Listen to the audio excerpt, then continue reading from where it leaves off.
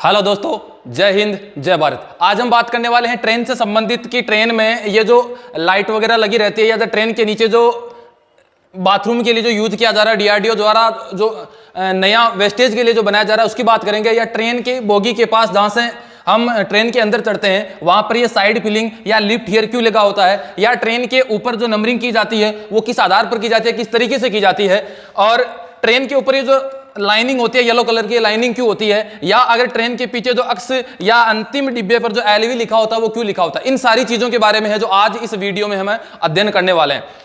सबसे पहले अगर मैं बात करूं तो यहां पर हम देख सकते हैं कि ट्रेन के डब्बे के अंदर किसी भी बोगी के अंदर अगर हम देखते हैं तो ऊपर से भी ट्रेन के ऊपर से भी हमें दिखाई देता है, और ट्रेन की बोगी में भी अपन को रूफ वेंटिलेटर है जो वहां पर मिलता है। तो ये रूफ वेंटिलेटर ट्रेन के अंदर क्यों लगाया जाता है इसकी अगर बात करें उसकी मैं बात करता हूं। तो ट्रेन के अंदर रूफ वेंटिलेटर इसलिए लगाया जाता है क्योंकि गर्म हवा का जो घनत्व है, जो डेंसिटी है वो कम हो जाती है। डेंसिटी अगर कम होगी वायु की तो वो क्या रहेगी, ऊपर उड़ जाएगी। जिस प्रकार कमरे में गर्म हवा बाहर निकालने के लिए जो ऊपर जाली लगाई जाती है जिसकी वजह से गर्म हवा बाहर निकल जाए, उसी के अनुरूप अगर ट्रेन की भी बात की जाए तो ट्रेन में भी जो रूफ वेंटिलेटर लगाया जाता है वो गर्म हवा को बाहर निकालने के लिए लगाया जाता है। अगर रूफ वेंटिलेटर नहीं लगाया जाएगा तो दुर्घटना होने की संभावना रहती है, इसलिए वहां पर क्या लगाया जाता है, रूफ वेंटिलेटर है जो लगाया जाता है। उसके बाद में अगर मैं लाइट फैन, ट्रेन में जो लाइट प्लग वगैरह जो लगा रहता है, जो फैन वगैरह जो लाइटिंग होती है वो किस आधार पर जो काम करती है, तो ट्रेन में 110 वोल्ट एसी पर काम करता है। ट्रेन के जितने भी उपकरण हैं बिजली से चलने वाले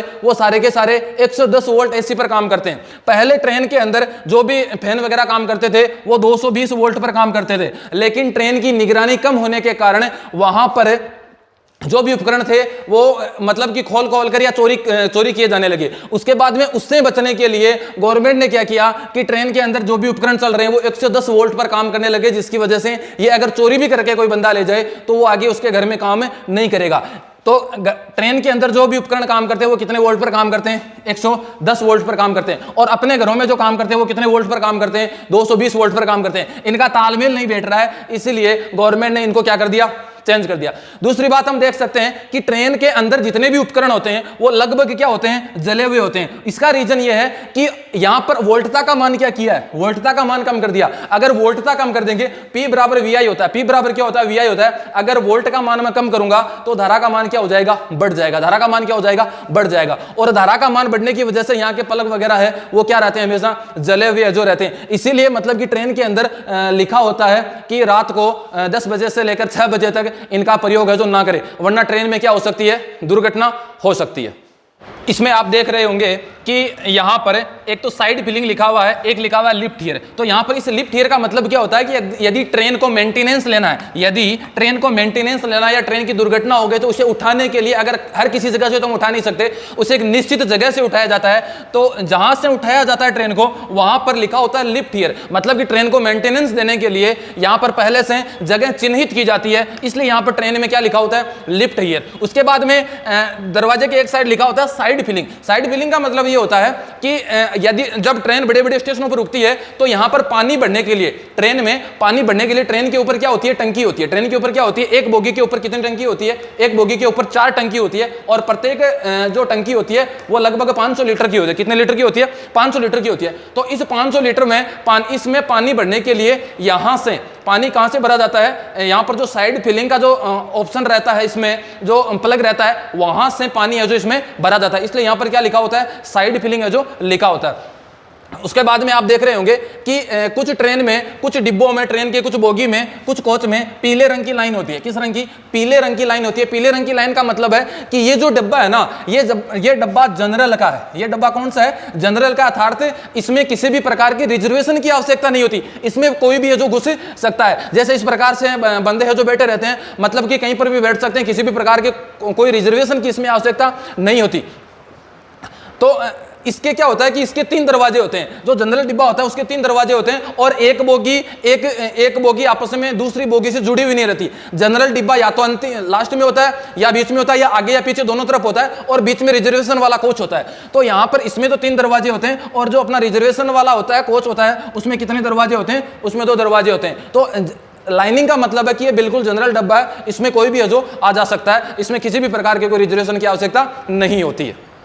अब यहां आप देख रहे होंगे कि यहां पर ट्रेन के ऊपर कुछ नंबरिंग की हुई होती है। क्योंकि नंबरिंग का क्या मतलब होता है? नंबरिंग का मतलब होता है जैसे मैंने 1 से लेकर 800 प्लस तक की नंबरिंग यहां पर जो की है, और इतनी ही नंबरिंग है जो ट्रेन के ऊपर होती है। तो यहां पर 5 अक्षर का एक डिजिट होता है। कितने अक्षर का? 5 अक्षर का एक डिजिट होता है। इसमें लिखा क्या होता है? जैसे 00296 लिखा है, तो प्रथम जो 2 अक्षर है, जो प्रथम 2 अक्षर है, ये तो किसको दर्शाता है? ये तो साल को दर्शाता है। ये डब्बा किस साल में बना? तो यहां पर 00, इसका मतलब ये डब्बा 2000 में बना है। किस सन में बना है? 2000 में बना है। और ये 296 का मतलब है जब 200 से लेकर 400 तक की नंबरिंग की बात की जाती है, इसका मतलब ये किस प्रकार का कोच है? ये स्लीपर कोच है। कौन सा कोच है? स्लीपर कोच है। जैसे यहां पर 98337 लिखा है, तो 98 तो इसका साल है, 98 तो इसका क्या है? साल है, इसका ईयर है। और 337 आगे क्या दर्शा रहा है? कि ये बिल्कुल जनरल डब्बा है। अगर 400 से लेकर 600 तक की नंबरिंग की हुई है डब्बे के ऊपर, इसका मतलब वो डब्बा कैसा है? जनरल डब्बा है। यहां पर अगर मैं 1 से 200 तक की नंबरिंग की बात करता हूं, जैसे ये 97475 लिखा हुआ है, तो 97 का मतलब है कि ये डब्बा 1997 में बना है। और 475 का मतलब है, सॉरी यहां पर 475 नहीं, यहां पर 175 है, 175 है। तो ये मतलब किस प्रकार का कोच है? ये एसी कोच है। जैसे यहां पर लिखा हुआ है 10555, ये किस प्रकार का है? ये चेयर कार होता है। मतलब कि इसमें जो जिस तरीके से बस के अंदर जो चेयर लगी होती है, जो कुर्सी लगी होती है, उस तरीके की कुर्सी अगर 555 से 600 से लेकर 700 तक का कोई डब्बा है, कोई कोच है, तो उसमें सिटिंग अरेंजमेंट है जो किया हुआ रहता है। उसके बाद में जैसे 700 से 800 तक का काम क्या होता है? अगर 05 का मतलब क्या दर्शा रहा है? कि ये डब्बा है, जो ये कोच है, ये 2005 में बना था। किस सन में बना था? 2005 में बना था। और 731 का मतलब है कि ये सीटिंग और लगेज का काम कर रहा है। ये सबसे लास्ट में होता है जो लगेज का काम करता है। आधा तो लगेज का काम करेगा, आधा में तो सामान रहेगा, और आधे में सीटिंग व्यवस्था है जो रहेगी, बैठने की व्यवस्था रहेगी। उसके बाद में अगर मैं 800 प्लस की बात करता हूं, उसके बाद में यदि मैं 800 प्लस की बात करता हूं, तो 800 प्लस में पेंट्री प्लस जनरेटर होता है। इसका जो जनरेटर होता है, जहां से इसमें सप्लाई, लाइट की सप्लाई की जाती है, एक तो वो जनरेटर इसके अंदर होता है। दूसरा पेंट्री का मतलब है कि चिट्ठियां ले जाना, अगर चिट्ठियां वगैरह ले जानी होती है, तो वो 800 प्लस के डब्बे में जो रखी होती है। इस प्रकार ट्रेन के ऊपर 1 से लेकर 800 प्लस तक की जो नंबरिंग की होती है। यहां पर आप देख रहे होंगे कि टॉयलेट की मैं यहां पे बात करने वाला हूं, कि जैसे पहले क्या देखा जाता था? पहले देखा जाता था कि ओपन डिस्चार्ज जो टॉयलेट था, वो टॉयलेट क्या होता था कि डायरेक्ट अगर मूत्र विसर्जन या मल वगैरह अगर त्यागा जाएगा, तो वो डायरेक्ट पटरी के ऊपर गिरता था। तो पटरी के ऊपर इसकी वजह से क्या लगता था? जंग लगता था। या यदि कोई ट्रेन किसी प्लेटफॉर्म के ऊपर खड़ी है, तो वहां पर क्या हो जाती थी? वहां पर खूब सारी गंदगी हो जाती थी। तो इससे बचने के लिए रेलवे ने क्या किया कि कंट्रोल डिस्चार्ज टॉयलेट सीडीटी यहां पर है जो बना दिया। इसमें क्या होता था कि जब तक ट्रेन 30 किलोमीटर प्रति सेकंड की रफ्तार अगर नहीं ले लेती, तब तक इसके अंदर वो है जो मल वगैरह है जो इकट्ठा होता रहेगा। 30 किलोमीटर प्रति सेकंड प्रति होवर की रफ्तार जब तक ट्रेन नहीं ले लेती, तब तक है जो ये अपना काम नहीं करेगा, तब तक मल इसके अंदर इकट्ठा है जो होता रहेगा। उसके बाद में इससे भी छुटकारा पाने के लिए कि जैसे ही ट्रेन ने 30 की रफ्तार पकड़ी, तो वो सारा एक जगह कचरा ही कचरा है जो हो जाएगा। इससे बचने के लिए रेलवे ने बायो टॉयलेट का निर्माण किया। किस टॉयलेट का निर्माण किया? बायो टॉयलेट का निर्माण किया। इस टॉयलेट में क्या होगा कि सारी गंदगी इकट्ठी हो जाएगी, और उसके बाद में यहां पर जीवाणुओं द्वारा गैस बना दी जाएगी। किसका निर्माण किया जाएगा? गैस का निर्माण किया जाएगा, और उनको क्या कर दिया जाएगा? सरलीकृत कर दिया जाएगा, जिसकी वजह से वायुमंडल शुद्धिकरण रहेगा। इसमें आप देख रहे होंगे कि स्क्रू कपलर का प्रयोग किया जाता है। मतलब कि दो बोगी को आपस में जोड़ने के लिए पहले क्या किया जाता था? स्क्रू कपलर का प्रयोग किया जाता था। मतलब कि एक चेननुमा संरचना का जो प्रयोग इसमें किया जाता था। तो उसमें क्या होता था कि जैसे ही ट्रेन अगर आपस में रुकती थी, ट्रेन आपस में जब रुकती थी, तो एक डब्बा दूसरे डब्बे के ऊपर चढ़ने का जो खतरा रहता था, या जो बाकी के जो डब्बे थे वो पटरी से उतरने का जो खतरा रहता था। तो इससे बचने के लिए गवर्नमेंट ने क्या किया कि इस प्रकार के जो साइड बफर का प्रयोग है जो इसमें करने लगी। तो यहां पर साइड बफर का जो इस तरीके से प्रयोग किया जाता है। हम बचपन में इन चीजों को क्या सोचते थे कि ये मतलब कि आपस में चुंबक है और एक डिब्बा दूसरे डब्बे से जुड़ा रहता है, लेकिन इनमें चुंबक नहीं है जो होती थी। इन्हें बोला जाता है साइड बफर का प्रयोग जो किया जाता है। लेकिन इनमें भी दिक्कत क्या थी कि इनमें झटका ज्यादा लगता था और लोहे की बर्बादी क्या होती थी? ज्यादा होती थी। इनके अंदर क्या होती थी? स्प्रिंग होती थी, जिसकी वजह से अगर ट्रेन रुकती है तो रुकने के बाद आपस में थोड़ा सा वो अंदर तक चला जाता था, जिससे मतलब कि झटका थोड़ा कम लगे। लेकिन उसके बाद भी क्या होता था कि झटका ज्यादा लगता था, और इसमें लोहे की बर्बादी भी क्या होती थी?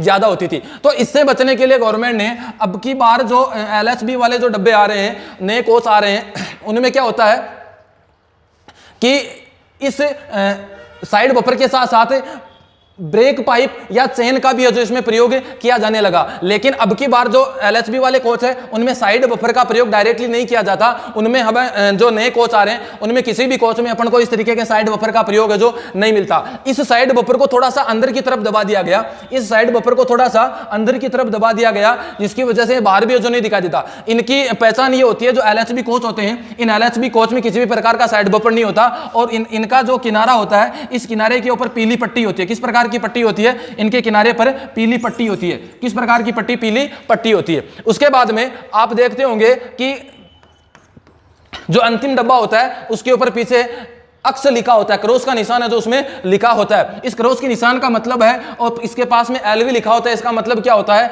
कि सबसे लास्ट व्हीकल है, सबसे लास्ट व्हीकल है, इसके बाद में किसी भी प्रकार का कोई व्हीकल नहीं है, ताकि पहचान हो जाती थी कि पीछे कोई डब्बा बचा है या नहीं बचा है। ऐसे तो क्या दिक्कत होती थी कि अगर इसके ऊपर नहीं लिखा होता तो सारे डब्बे एक जैसे दिखाई देते हैं कि पीछे ट्रेन का डब्बा छूट तो नहीं गया कहीं पटरी के ऊपर, इसलिए अंतिम डब्बे के ऊपर क्या लिखा होता है? एलवी या अक्स जो लिखा होता है। ये इसमें इस डायग्राम में आप जो देख रहे होंगे कि ट्रेन की जो वॉशिंग हो रही है, क्या हो रही है? ट्रेन की वॉशिंग हो रही है। जो बड़े बड़े स्टेशन होते हैं उनके ऊपर ट्रेन की वॉशिंग के लिए जो फंवारा सिस्टम होता है उससे जब ट्रेन गुजरती है तो उसकी अपने आप बाहर से क्या हो जाती है? वॉशिंग है जो हो जाती है। इस प्रकार अपन ने इतनी चीजों के बारे में, ट्रेन के बारे में अध्ययन कर लिया कि जो उपकरण लगे होते हैं वो कितने वोल्ट पर काम करते हैं, किस तरीके से काम करते हैं, आखिर वो जले हुए ज्यादा क्यों होते हैं, या जो वेस्टेज होता है उसके लिए किस किस प्रकार की विधियों का जो प्रयोग किया जाता है, या जो साइड फिलिंग और लिफ्ट हियर जो लिखा हुआ था वो क्यों लिखा होता है, ये पीले रंग की लाइनिंग होती है क्यों होती है, अंतिम डब्बे पर क्रॉस का निशान या एलवी क्यों लिखा होता है। उसके बाद में हम देखते हैं कि ये जो अंक लिखे हुए होते हैं ये क्यों लिखे होते हैं।